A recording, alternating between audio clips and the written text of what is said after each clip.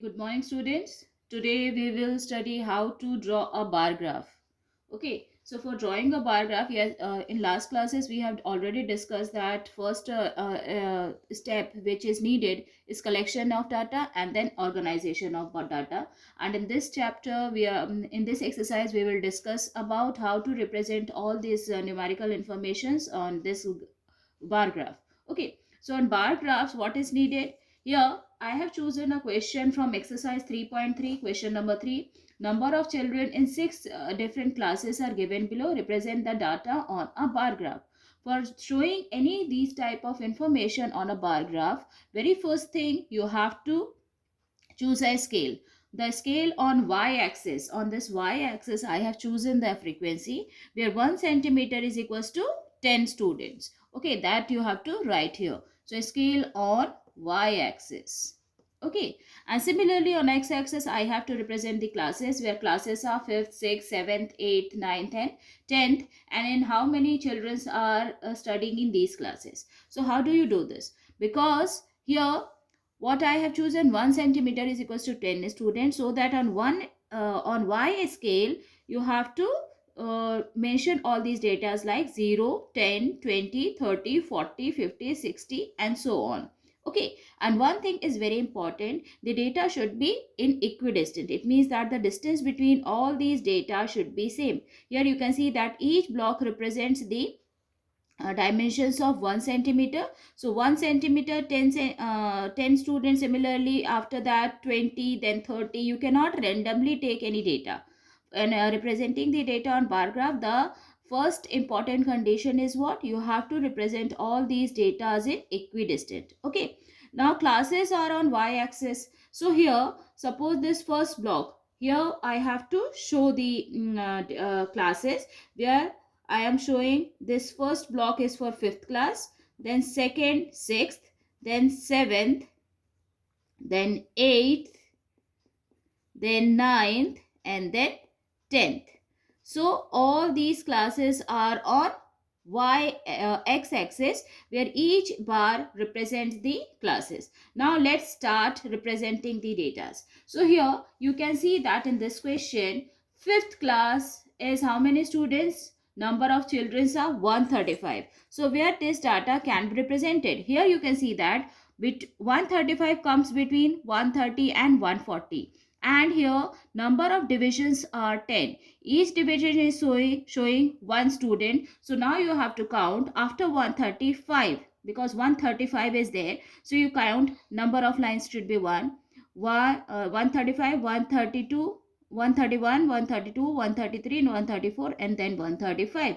So here I have to show the number of students in class 5, which is 135. So you just draw the lines like this. Okay, now join them. So this data represents the how many students, this bar represents the how many students are present in class 5th. Now similarly for class 6th, 120 students. So for 120 student, here it is already there in the y-axis. So you just simply draw a horizontal line and then match it with the class 6. Okay, where is class 6? Here. So now you join the line like this. Okay, now I have represented the data in class 6, which is 120 students. Similarly 95 comes between 90 and 100. Again you count the number of divisions should be 5 between this and then join them. So 95 comes between 90 and 100. Now join the lines like this here and then join it with the horizontal axis, which is x-axis. Similarly, class 800 students. So you have to draw a line like this and then join them.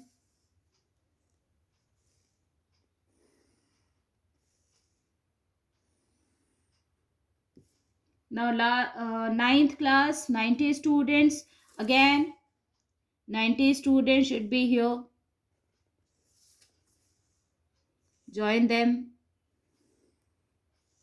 So in class 9, 90 students are there. Similarly, last one is 10th class, which is 80. So here you have to draw a line and then join it with the data which is on x-axis. Okay, so now this is the visual representation of all the data which is given in this chart. Okay, now accordingly you have to solve the questions which is given here.